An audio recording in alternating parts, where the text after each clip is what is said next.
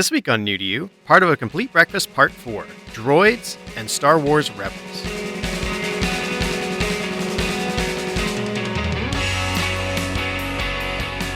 Hey everybody, welcome to another episode of the New to You Show. I'm one of your hosts, John Holt. With me, Keith Allen Vincent and Julian Cage and special guest, Brian Jones. special guest. it's been great having you on, Brian. Yes, thank you guys. I really appreciate it. Dude, yeah. 4 weeks in a row you've come out to the studio. We really appreciate it. Yeah. Well, I'm glad I'm nearby, but you know. Yeah. I was surprised you rode your bike all the way here, too, across the bridge every time. It's snow. pretty cool. Yeah. 10 feet of snow. Yeah. 2018. Take that, global New York warming. That's right. That's what people do for season 4 of New to You, people. Mm-hmm. All right. So we are a recommendation review podcast where we recommend people go review things for us. Yeah.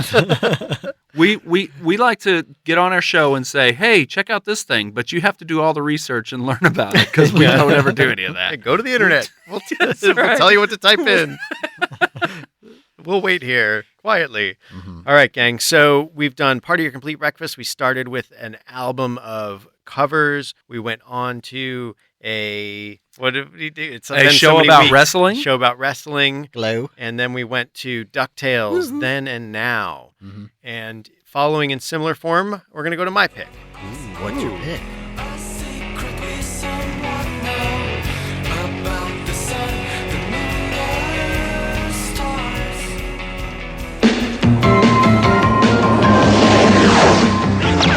Stepping softly in a danger zone. No weapon in my hand. It's just this phrase designed by man. Got me. My two picks are Droids, the 1985-86 series that Star Wars put out, and then also that Lucasfilms put out, and then the most recent series almost most recent series from the Lucasfilm / Disney I think you camp. can call it recent. I think they're still making episodes, aren't It's they? not Yeah, the most but there's recent. a new Force, like Star Wars Force and Destiny is like the new show. Oh. We'll talk about it. Okay. Rebels started in 2014 and is still going to, actually it's going to wrap in 2018. It's going to be a 4-season run. Droids was a 1-season and maybe a movie, a 2-part special. So it takes place. It's actually used to be canon, but now it's part of the Legends status, which means it's like not canon Star Wars, but they may still draw from it. But the series was set like 15 years before the Battle of Yavin, so BBY in the Star Wars. When is universe. that made clear? Did it say that in anything? Because I don't remember ever knowing like when the time frame was. What the droids actual Yeah. cartoon? It's just like the writers have said it. Got it. And just Okay, like so the people kind of that's make, cool. That's right, cool, yeah. Like so basically there's Revenge of the Sith and We don't talk A New about Hope. Revenge of the Sith. We'll just say this happens No, before listen. This before is they important. run into Luke. No, the idea is that Luke was born 2 days after the end of Revenge of the Sith, right? Okay. And it's 19 years later, so he's like 19 years old when we get to the Battle of New Yavin, Hope. A New Hope. Yeah. And this show, the Droid show, takes place like 5 years after Revenge of the Sith, so about 15 years before New Hope, within that 19-year period. And basically, it's R2-D2 and C-3PO going from like just kind of having their, like you see them in the other one where they just kind of land on a planet and have their adventures. It's them running into different masters and having adventures. And they Stumbling their way through the galaxy. exactly. Mm. And the animation is very, very limited and like kind of, it's actually sometimes it's like too much motion, but it's like it's just people who didn't know what was actually happening were given layouts and told to go ahead and animate this thing. It was animated by Nelvana, aired on ABC. It was repackaged in 86 as part of the Ewoks and Droids Adventure Hour. So that's how a lot of people would have seen it. It's again 13 episodes and then a 2-part special that aired in 86. And there are a bunch of writers on it. standouts would be Paul Dini, who went on to be like an award-winning writer for Batman the Animated Series and Among other yeah, Warner it's just, like, Brothers great stuff. Yeah. stand-up like writer, one of the best. And then you also had Ben Burt, who was the Star Wars sound guy. He's the one who created the sounds for the lightsaber. So cool. Like he's the sound guy. Like he's been doing Star Wars sounds forever. So when you see the old behind the scenes where they're coming up with the laser blasts and it's a dude hitting a power cable that's grounded, that's him, huh? I guess so. Yeah. Yeah, because Yeah. that's so cool. And he's shows like he's got a couple like cameos throughout the live action movies, and you actually see him in the Phantom Menace, I think, or he's in the Phantom Menace as a character who's like no, in you the don't ever see background. him because you don't ever watch that movie. No, you see him. You should watch that movie now. No, you shouldn't. It's all become better. No, but who is he in it? Sorry, I interrupted. He's you. like a relative of someone who's actually in. It's very weird. Basically, he's someone called Theed, but his name is Eben Q3 Baobab or something weird like that. But his character is a callback to this series. Oh, So there are wow. aspects To the of droid series? the droid series that he tied into the like official canon. So it's not like real, but like his character's tied to this character. And there are things in droids that like show up later, like the pod racing in Phantom Menace.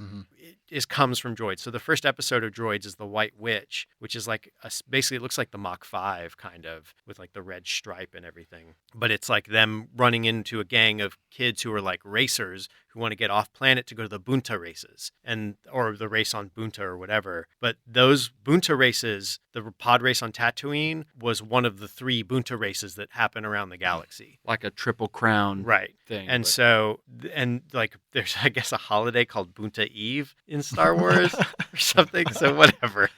But basically, or maybe like Bunta Eve is what the pod races are done on. But anyhow, that's just one of the things that could tie it in. Also, they had like a wheel bike kind of thing, which you see General Grievous use later on in Revenge of the Sith.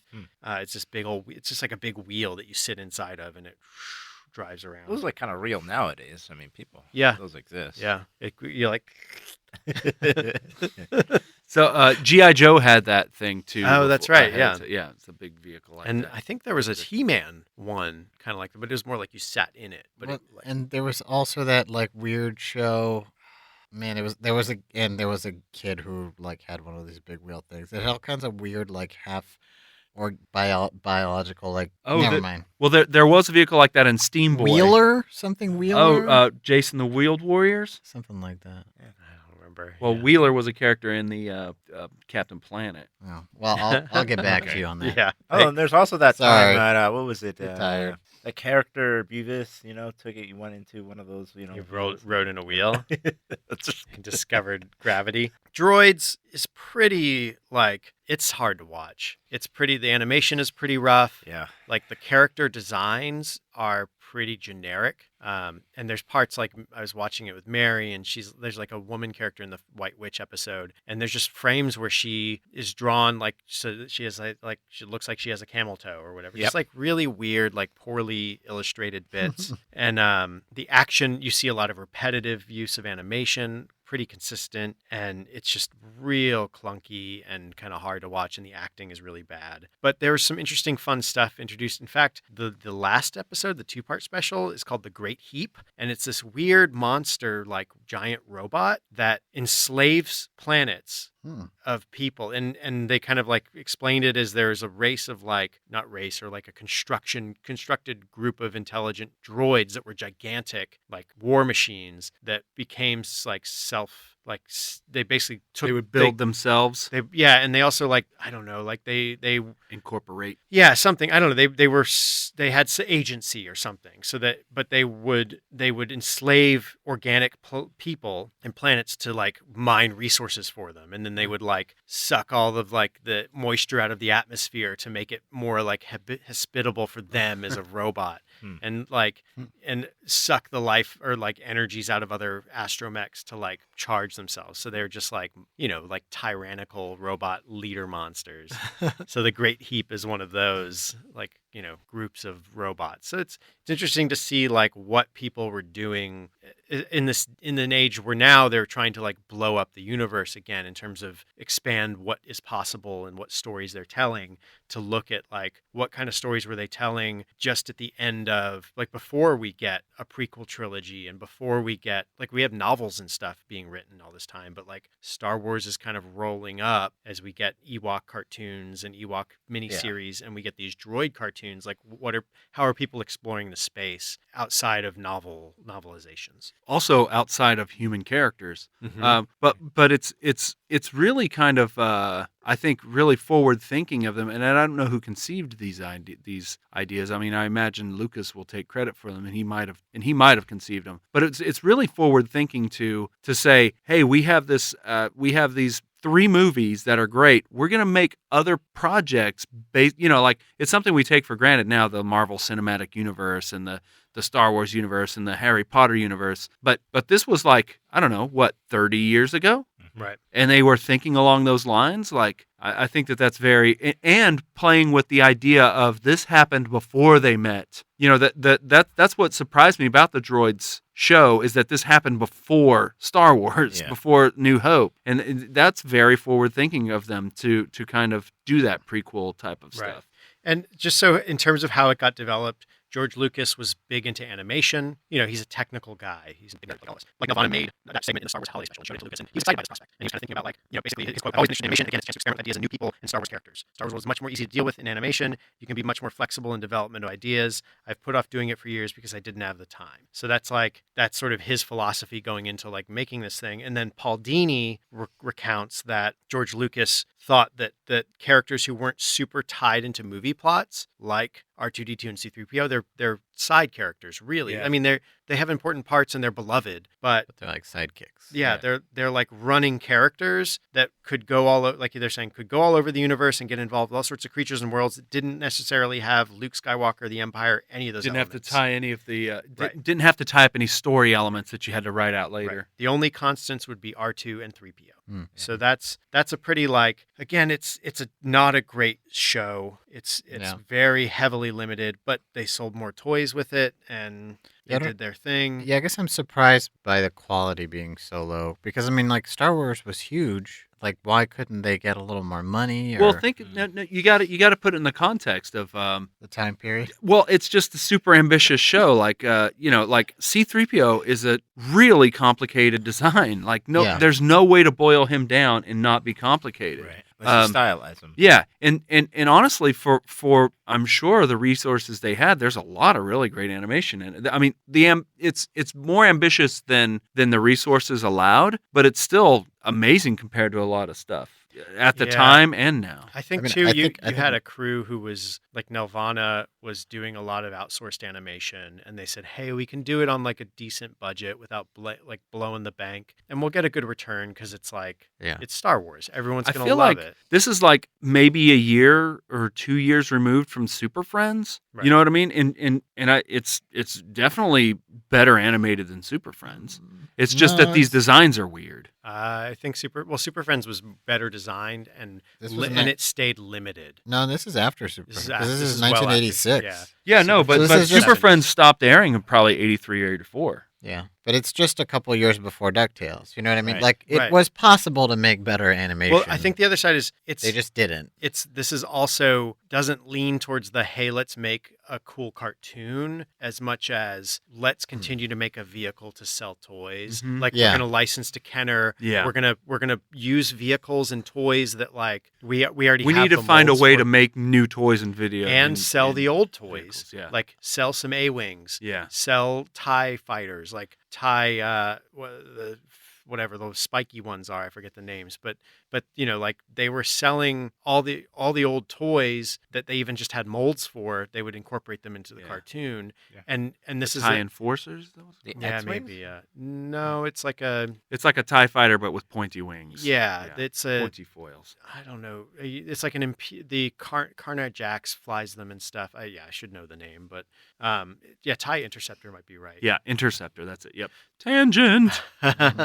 yeah, so that's the basics of this. Like it's very hard to get past the visuals and sort of frantic, frenetic like motion, and it's just not still or clean at all. Like Super Friends didn't move when they didn't need to, whereas this one seems like somebody just threw some keys up and somebody just tried to interpret what that meant. Well, also, I think It that happens a lot. somebody in there, along this process was like, well, their mouths don't move, so we really have to like Express with Yeah. their make them bodies. express themselves through movement. But you like know? R2D2 does not move like R2D2. Like he's kind of like Rubbery and he kind of strikes like a pose. They even have, or not. I mean, C-3PO doesn't move like C-3PO. Yeah. He's like multiple jointed. He does like the thinker. Yeah, very fluid. But R2, yeah, they do squash and stretch. With Yeah. him, like where he's like, meow, meow. So it's and Lucas is like, finally, animation. we can finally give him the expression that he deserves. And it's, I think,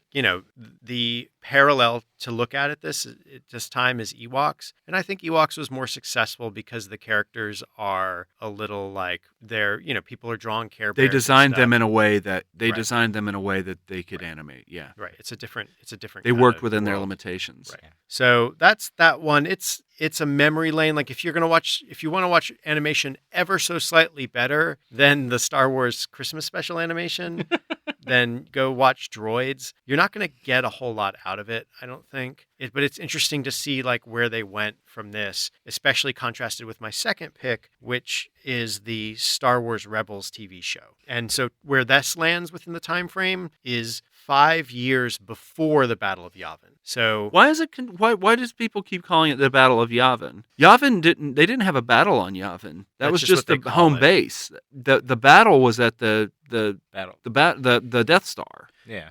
Is that the Star Wars name? I mean, is that what the Star Wars Battle name? of Yavin? Yeah. What's the matter with these the, people? Because the Death Star goes to Yavin to blow it up, and so that's when the big fight happens. Yeah. And all this No, resource. it doesn't. Yeah, that's where they go to fight it. Yeah. That's what they No, found. they go find the Death Star to go blow it up. They don't come to Yavin. This Death Star comes to Yavin to blow it up. I thought. I don't know. Whatever. We don't know Star Wars. I don't know what Star Wars is. No, they find the rebel base, and that's why they have to go around the moon and try to get to it, and they just don't get there in time.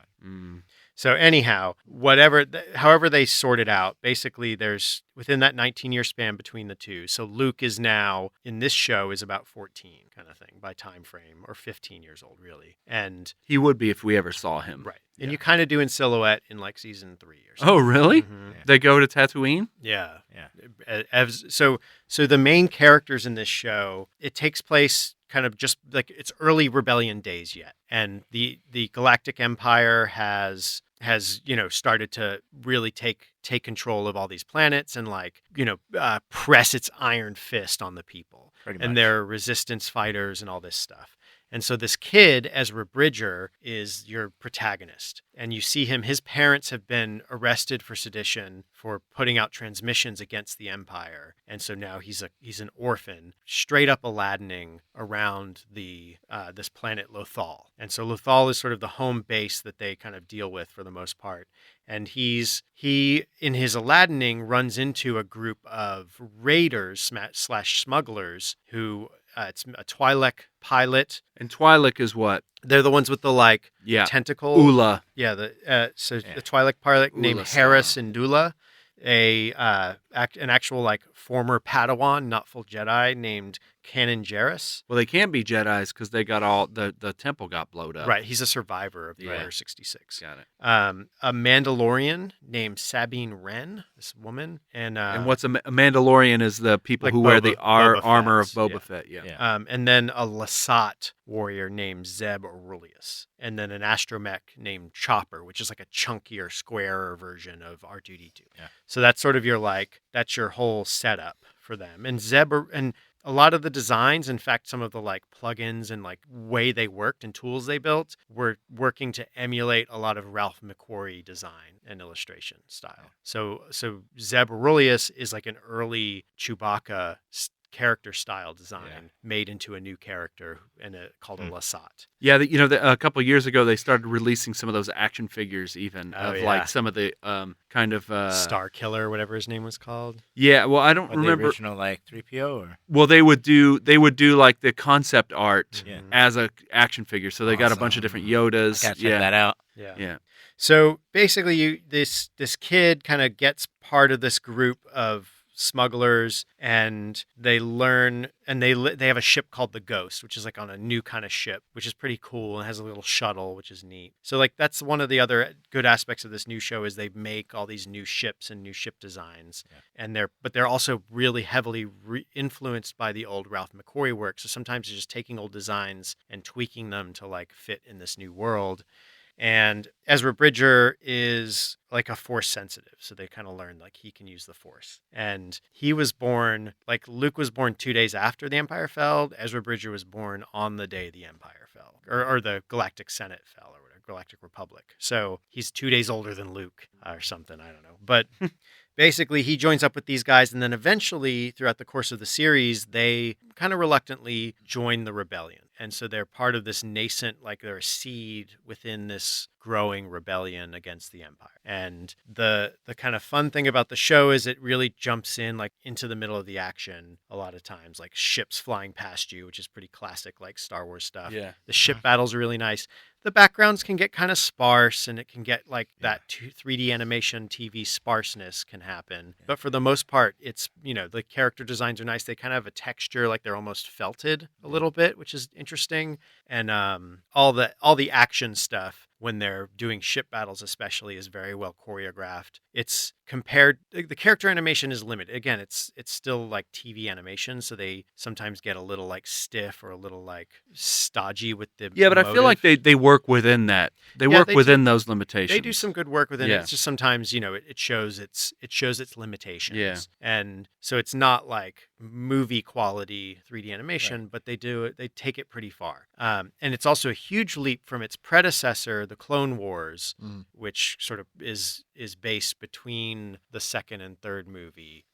I don't know if it's a huge leap. I really like the Clone Wars. Well, what I'm saying is in terms of like visually, they took it pretty, like they were able what to I really liked make about the the 3D live together. What I liked about the Clone Wars is the choice that they made, because they took the 2D stuff that Tartakovsky did for the Clone Wars, which was a super stylized flat character design, and then they extrapolated that to 3D. Right. So it started off being this really neat stylization where it wasn't like they were trying to make Obi-Wan Kenobi. They tried to make this 2D version of Obi-Wan Kenobi in 3D. Right. It's like made for a really cool look. Yeah. Which they did a little bit of in the it's in the Rebels, but it's a step further away from that stylization. It has its own style. Yeah. So, but these guys are all kind of on the edges of the Empire. So you can sometimes you can see Princess Leia, sometimes you see Mon Mothma, sometimes there's points where you get to see all the major players, but they're like episode specific. Yeah. They're not all the time kind of thing. So you just get tastes and hints, and then there are all a bunch of Easter eggs. Yeah, tons of Easter eggs, and you get to see Darth Vader. If you liked Clone Wars, one of the characters they introduced there was Oshaka, which was like the Padawan of Darth Vader, basically of the burgeoning Skywalker. Yeah. So you get to see her now as a woman who has been turned against and is in hiding, surviving as one of the few remaining Jedi. And they're also trying to find whatever Jedi are left. And you get to see her, at one point, I don't know, I won't spoil it. Basically, you just get to see a lot of these people, or even say the clone troopers that come back. Yep, you get that's one of the bigger highlights within the Clone Wars series. You get those the troopers have a really great character development. Yeah, and one of them kind of becomes like an on again, off again, consistent crew member of the Ghost, which is cool. And they use the same voice that actually originated during the prequels. Yeah. It's the same actor that played.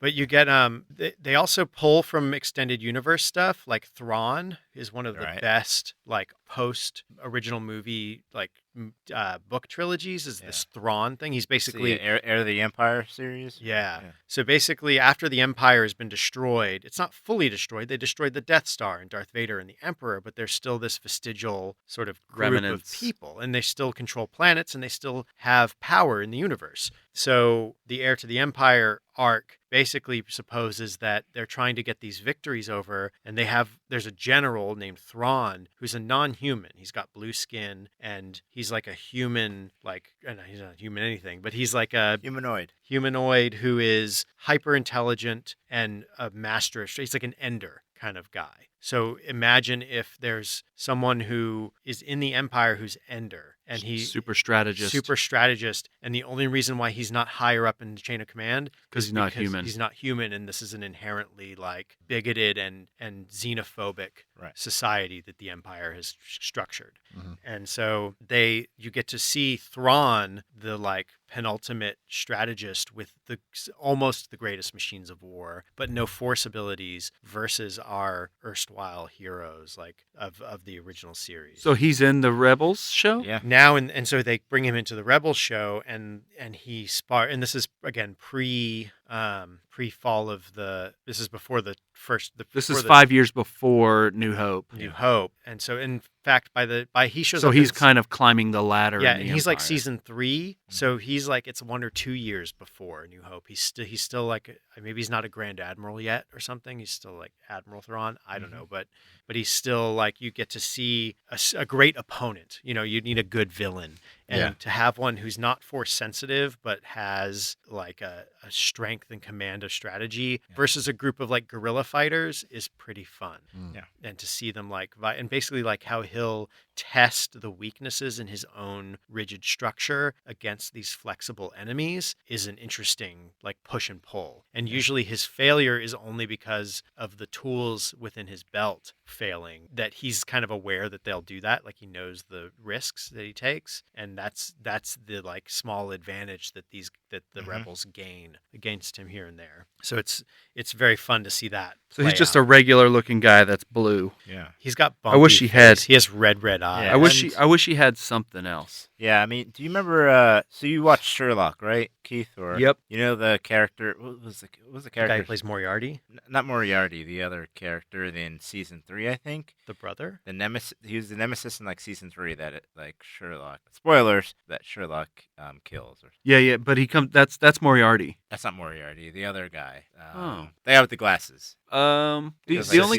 season guy. 2, season 2 or season 3. Anyways, but he's a really great voice actor to play Thrawn, and Oh, I'm really cool. liking it. So they're I don't know if it's started airing yet, but I kind of wait for them to come out on whatever like harder format. So they air right now on Disney XD. I think season 4 may have already started. But you like to watch them in a way that you can binge. Yeah, I just like watch them through. I think they're 20s, maybe. I don't remember. They might only be 11s. I don't remember. But it's pretty interesting again to see how far, in 20 years really, the animation has come for TV stuff. Well, and to no, 30 years. 30, 86, 30 years to see how far like Star Wars animation has come and how Right. far the storytelling has come. Yeah. But there's still some of those basic tenets of, who are the interesting characters and how tied are they to like how flexible are they within this greater universe. Like, Right. And it's nice, you can just follow this one character and their little story for an episode. And that's sort of like they're stretching and flexing and seeing Yeah. what they can do.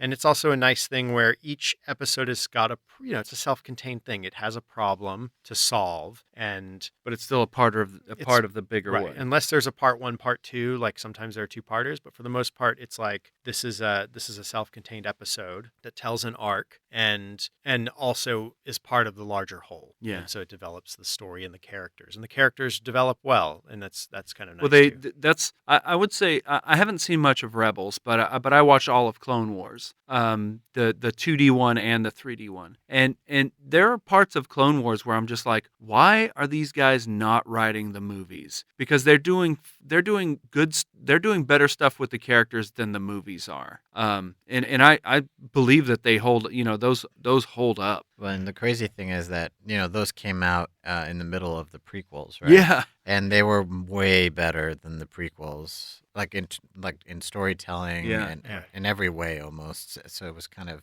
I mean, you just gave him space and gave him time. So Mhm. it's like if you're distracted by something else, these people are gonna make something I think that they treasure. I think too that because it's TV, like it has some like childish, like there's stuff that's young to it. You know what I Well, mean? that's Star Wars has a lot of Right. stuff that's Yeah. young to it. I mean, that's its audience. but that it also has enough time to build upon itself. Whereas the movies, like when they don't take the time, you get long, boring explanations about the Trade Federation because they want to adult it up for some reason, and then they have then they have to counter that with like hyper childish things to get a balance. Like Jar Jar Binks, Right. So whereas in this, who they could- actually is featured in the Clone Wars animation quite a bit. right, and when he shows up in the Clone Wars ones, it's a little more balanced because They know how to use him. right, the dangers are a little more balanced, and the way, even if it's like she's on a diplomatic mission, Princess or whatever, Princess Leia's mom, Queen Amidala, is on a diplomatic mission and she's like negotiating peace, there's still an underlying tension. They've structured who the bad guys are, and Jar Jar's hijinks are kind of like he's a wild card in this thing. You don't know if he's going to cause trouble for them, like the bad guys, or for Amidala, and so you kind of see like the tension also becomes, can this buffoon be of any use in this? Well, what I think is pretty neat with I'm going to stop talking about Jar Jar Binks because everyone should. But what I think was great about what they did with him in Clone Wars is they knew that he's like one of the most hated characters in all of the Star Wars like universe. So they really kind of abused him. They use him in that way. It's just like, yeah, we hate him too. After a while, they do a few things to kind of redeem him a little bit, Yeah. which was a nice little send off to the actor who played him. There's kind of a lot of documentation about how he doesn't tell anybody he played Jar Jar Binks, because it's just kind of a blight on his career at this point because the character was so maligned. The show itself sends him off very well in a way that, where you're just like, good for doing that. Yeah. So, Brian, have you watched either of these shows, or did you get to watch Droids? I only watched that first episode of Droids. I guess that was on YouTube or whatever. Yeah, it's just the animation was pretty funny. It was just how garishly 3PO was moving. I don't know. It was in another world, I guess. Truly. But I mean, it's just like the fact that they even did it was impressive. Yeah. So like I'm trying to look at it from, a big picture and, like go for it, man. Create more animation, even if it's like gonna look like this, because like I'm judging it from, my eyes of my experience, but I wish I saw it as a kid. I just never did. Yeah. And you've watched Rebels?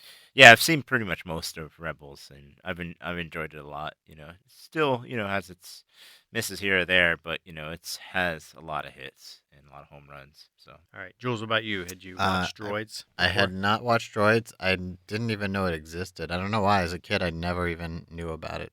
Maybe it never made it to France. Well, and- sometimes too, you would see the shitty toys floating around because I Yeah. think the toys sold super well, and they Ne- came with a coin. Yeah, I may have seen the toys, but I wouldn't have made a mark. Yes, it's to me it was just like watching a little bit of it now. It just seems like a cash grab to me. Like it just Right. just doesn't seem like a lot of love went into it, and I just can't believe that George Lucas let that fly. But then again, maybe he was just busy with other things, such as divorcing his wife or whatever.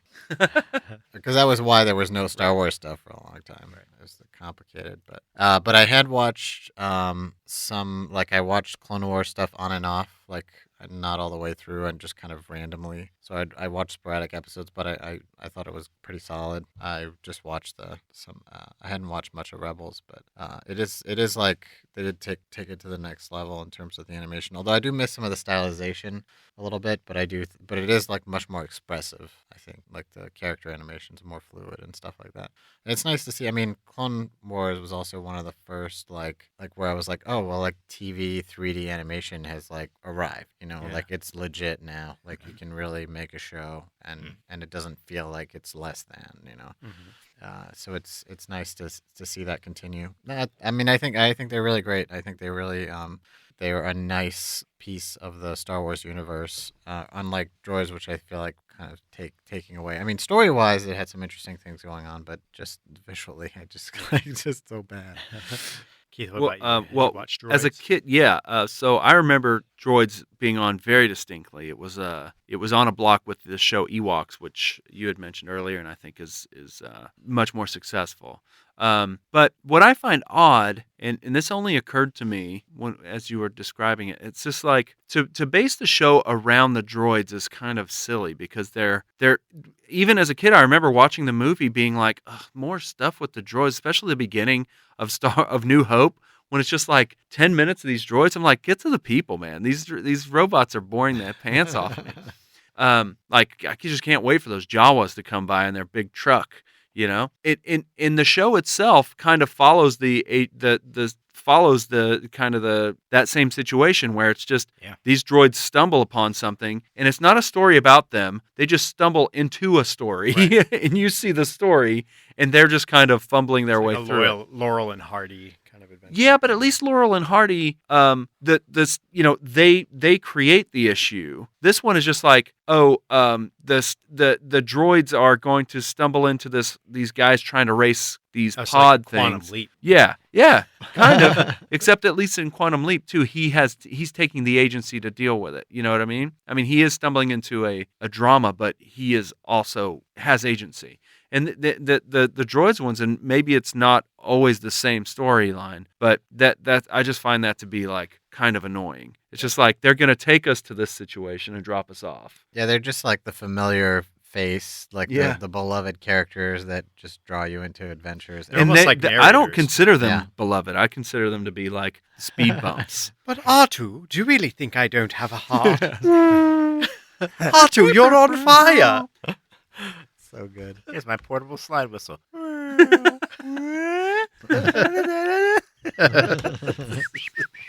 And Keith, had you watched Rebels? Yeah, I have watched Rebels. I haven't watched it. Yeah, I haven't kind of binged it in anything, but I like it. But my problem with that is like my problem with Clone Wars, in that it's like this is a prequel, so you do kind of know where it's going, and you can't allow yourself to get too tied into it because you know where it's it doesn't end well for the people in Rogue One.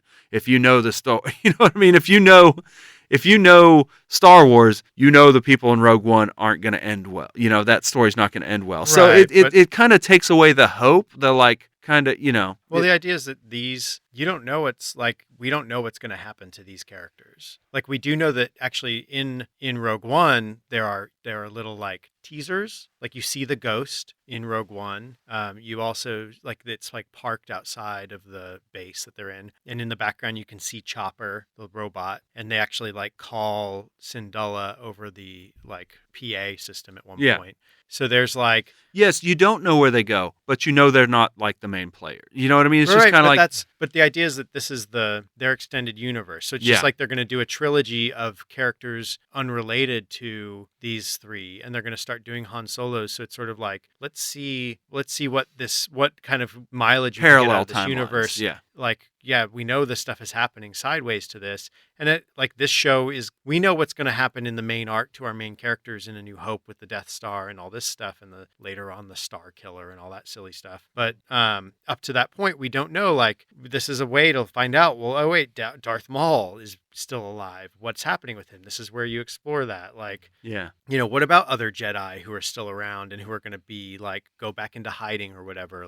What is their journey? Because they aren't they aren't totally gone. They're still force sensitive. Did you see most of the show? Of what? Of the Rebels? I finished season 3. I haven't gotten. And that's caught up. See, I think a few right now. Season 4 has started. If it's a huge spoiler, then don't do it. But what happens with Ahsoka? So, and why is she not a bigger player in the New Hope stuff unless she just gets killed? Well, so that's my thing. It's just if she's not there, if Ahsoka's not there in New Hope, then it's kind of it's just. Well, so this does she go back into hiding for No, this isn't. So this is, I guess, skip ahead a few minutes or something until I say we're back. Okay, I'll sing "We'll Back" song for a little bit, but basically, they go to a Sith planet that's got Sith temples on it. That's beneath the surface, and and Ezra has been he's kind of been on the good path with the light side, Jonas the or whatever, the good guy for a while. Kanan. Kanan, yeah. But now Maul is kind of like, hey, I'll apprentice you. Like, there's more you're not being taught. And like, I was Sith once, but there are no Sith anymore, blah, blah, blah. And so they go to this temple and they work their way up to the top, and there are all these traps, and Ezra has to use dark side and light side powers to get through this stuff. So he has to use, like, he has to tap into the dark side. He's using the real balance of the Force. He's using bad stuff as well as good stuff. And he's, But that's how the Force is balanced. Sure, that's where the Bendu comes in. I am the Bendu, but the one who is between. So anyhow, they get to the top of this pyramid, and there's a Sith holocron, because up to this point they've had a Jedi holocron, which is like a data bank kind of thing that you can open and access if you have light side powers. And this is one that you can open and access if you have bad guy powers. So they get to the top of this, and then that's when like Maul's about to turn on him, and Kanan shows up, and Oshaka shows up, and Darth Vader shows up too at a certain point. And then there's also, they kind of have these bad guy Sith, they call them Inquisitors. They aren't really Sith, they aren't being trained as that. They're just like, they're bad guy dark users who are force sensitive to hunt down any remaining Jedi. And they're pretty cool characters in the show. So they deal with these Inquisitors, they deal with all this stuff. They get to the top, there's the holocron. Kanan gets blinded and by like a lightsaber strike trying to save the kid. And you see, as they're kind of flying away, Darth Vader and Oshaka are like squaring off and run at each other, and things kind of close, and that's where we fly off. So it's season 3 or intoned whatever? that Osaka has, that was in season 2, Oh. that she is dead, that Darth Vader finally took care of his And see, apprentice. that's my problem with something being a prequel. Like, you can infer these things, so therefore you can't allow yourself to get invested.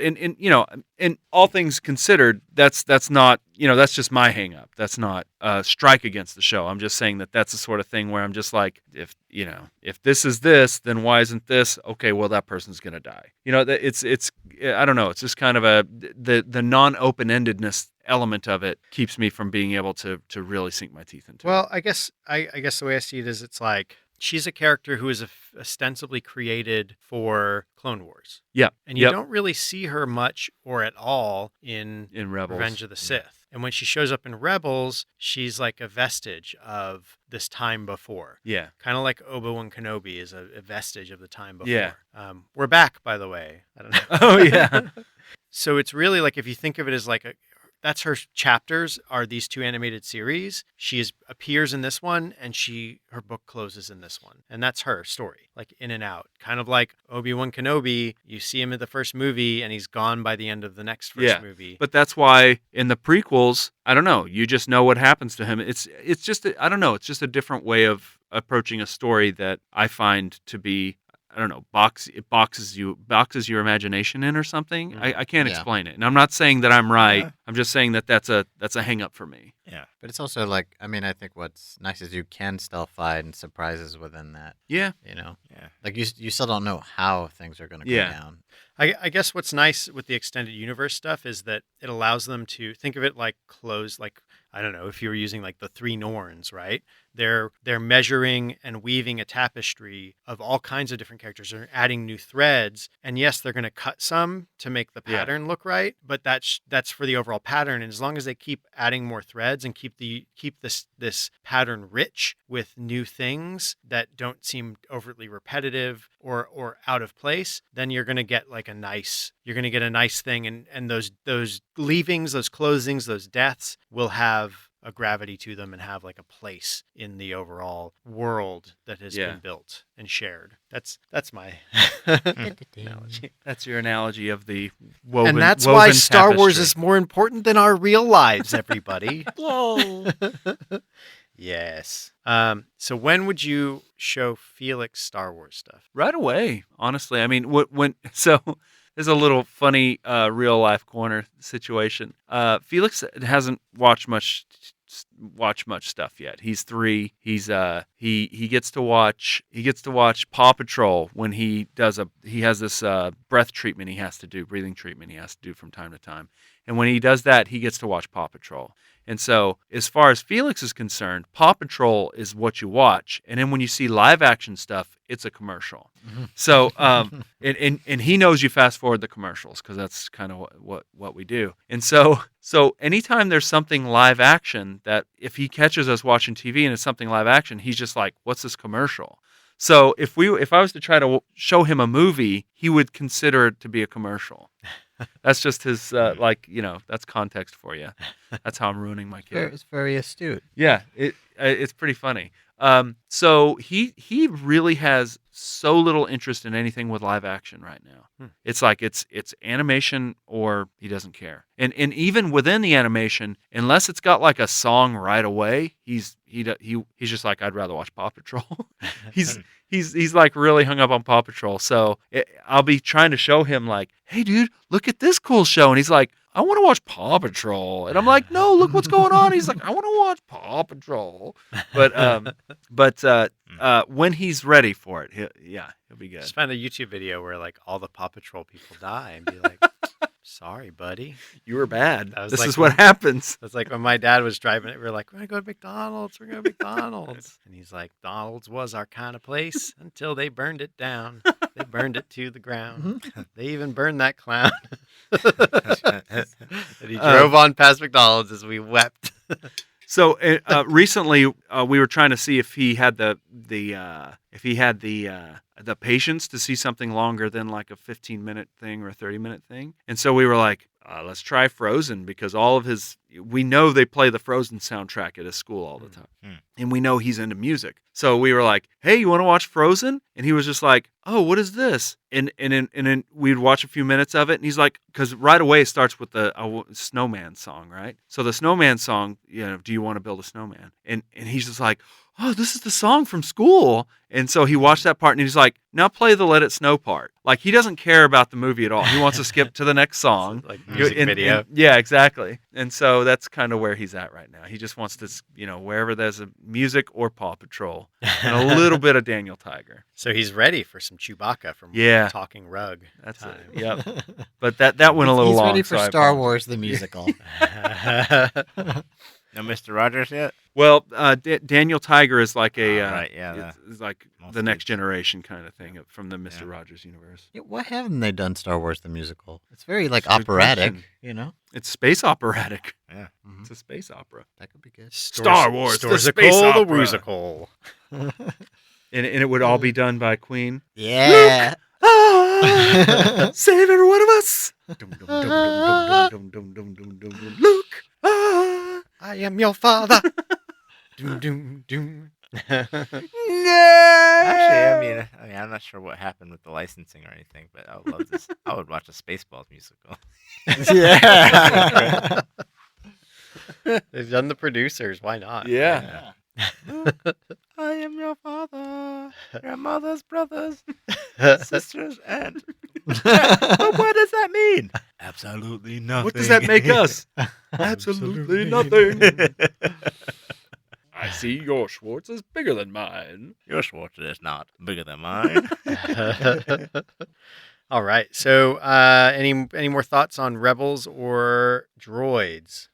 Also, if you are interested in droids, check out Ewoks. There's a bunch of those on YouTube.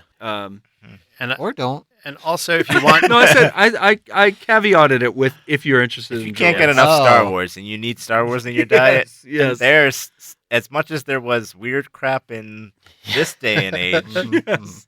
There's weird crap from the 80s. Yeah. and truly, if you can't get enough, there is this like Forces or like Destiny and Forces show, which I think is very like centered on the women of Star Wars. Yeah. So the little animated, I don't even think they're full episodes. I think they're like animated shorts. I'm not 100%. Are they like I live haven't on watched YouTube them. or what is? They might be YouTube or like digital streaming. Are they for the most fan part. made? What No, are they're these? produced. It's actually the same woman who produced this show. And This show that we're in right now. Rebels, Oh, is produced this other show. What is it called? It's like Star Wars Force and Destiny. So Something not like Simon Kingberg or Dave Filoni. No, it's Forces of Destiny? yeah, that's it. But it's supposed to be like sort of empowering. Oh, the it's women of 2D. Star Wars. Yeah, it's 2D. That's cool. Who produced it? Did Star Wars people did? I don't know. Yeah, you said it was a woman. I don't know. Yeah, I forget. And Ray is in it. Yeah, right. They do like it's just shorts. I don't think it's What'd you one do, Ray? continuous thing. It's different characters. Like they'll have an Ashaka one. Like it just jumps all Yeah, around cool. the time frames in the universe and will tell a story of Leia in part of her life or Ashaka. So it's like a little encapsulated adventure of kind of focusing on the strength of women and using the Star Wars universe. Well to- animated or I don't know. It looks like it's made for YouTube, Nice. for Disney's YouTube channel. Soon to be their Until they Disney close streaming. it down Yeah. and become the vault. Yeah. That's true. so I So- just binged so much this weekend on the Vault. What'd you watch? Fox and the Hound, Fox and the Hound 2, Fox and the Hound 3, Hound and Fox. Hounding around. Son of Fox and Hound. Yeah. Foxy and the Houndess. Lady Hound.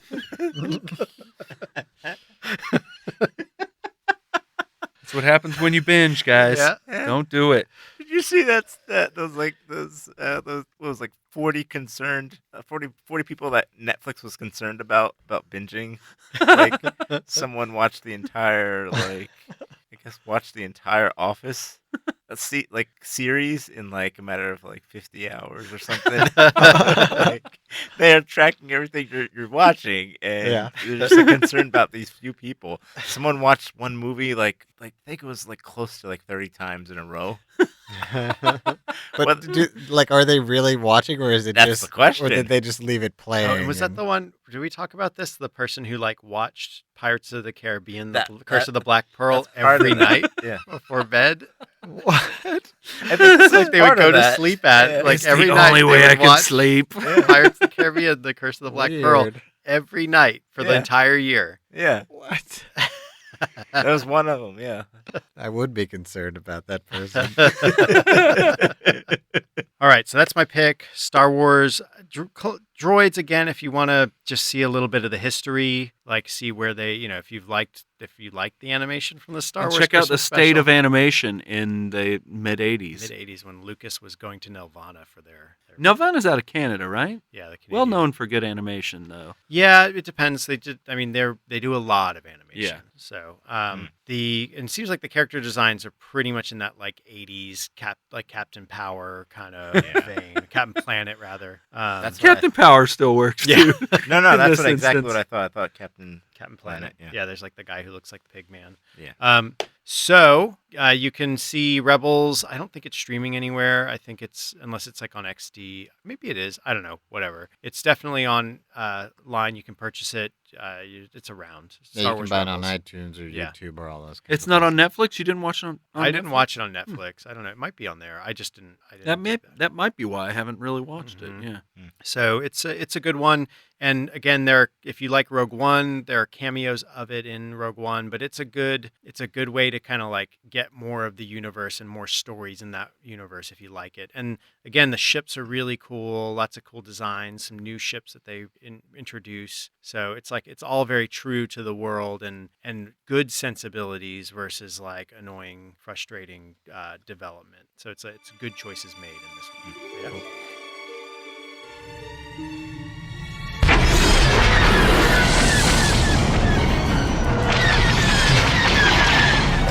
I don't have a shot.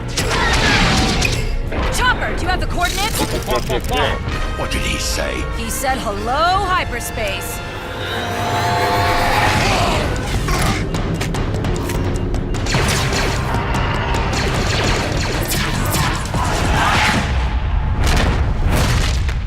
Nice and quiet like. With such a question, there are many possible answers, such as hard work. Feel I'm alone in this. whole of existence. I know it takes time, but I'm losing my persistence. The distance is too far to face. Hey everybody, thanks for listening to another episode of The New to You Show. As one of your hosts, John Holt. You can find me on Twitter at LordJoho and on Instagram at Lord_Ghost. And you can listen to my book club podcast at woundandstab.com and my RPG podcast at LordGhost.com. Keith, where can people find you? People can find me on the internet at earthlingkeith.com. What about you, Julian? You can find me on Instagram or Twitter at Beautiful Jules. And how about you, Brian? You can find me at AloRoar on any social media and also my website, alowroar.com. That's ALOWROAR, as well as my collaborative effort with a bunch of really great, talented people, punchthedevil.com. All right. So to learn more about all that stuff, go to our website. But before that, Jules, what was new to you this week? New to me this week is I started reading this really fun book called Occult America, White House Seances, Ouija Circles, Masons, and the Secret Mystic History of Our Nation by Mitch Horowitz. And it basically chronicles how, from the very beginning of our country, that this undertow of like spiritualism and occult practices has been like in there, and all the ideas that led to things like one of our previous picks, The Secret, a lot of, and just all this stuff. And he really finds all the kind of key characters that popularize a lot of these ideas and trends and things like that. And it's really neat. It kind of fills in a gap in our history that I think is interesting. And once you start pointing it all out, you start seeing it everywhere, That's So neat. yeah, it's really cool. I recommend it. And Does it make you question everything? No, I wouldn't say that, but Okay. but it's fun. I mean, it is like so, focused on one topic that it kind of doesn't contextualize things enough, I think sometimes, which, would be my only critique of it. But I think a lot of the general history around what he's pointing out, you already know. So it's just fun. It is fun, though, to learn about all these things. And, yeah. Tell us something that you learned from it. Oof. Something short and sweet. Something short and sweet that I learned from it.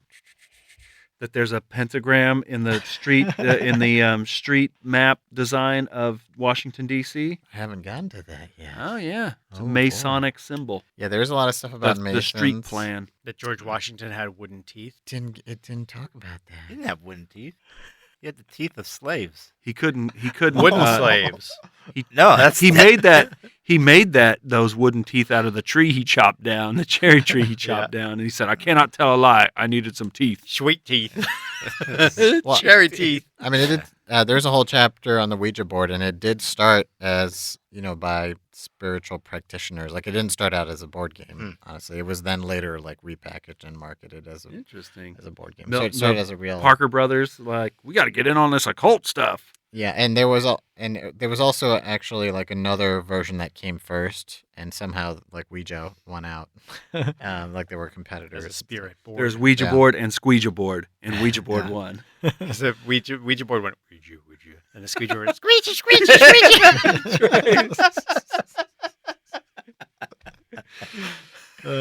And the Squeegee board wanted you to move it with your nose. yeah. And the Ouija board, and the Ouija board's like, just use your hands. And they're like, oh, we're going with that one.